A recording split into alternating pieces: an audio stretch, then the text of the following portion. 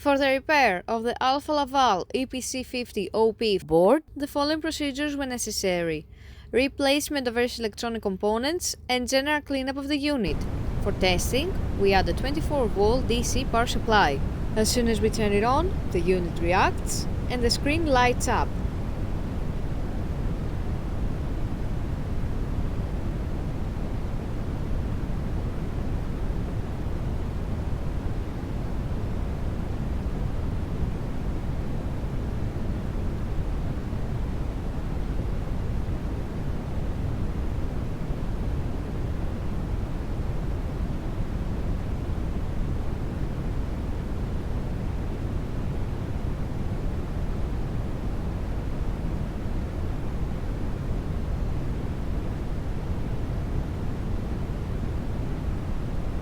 The error message is due to lack of additional units, so no further testing is possible.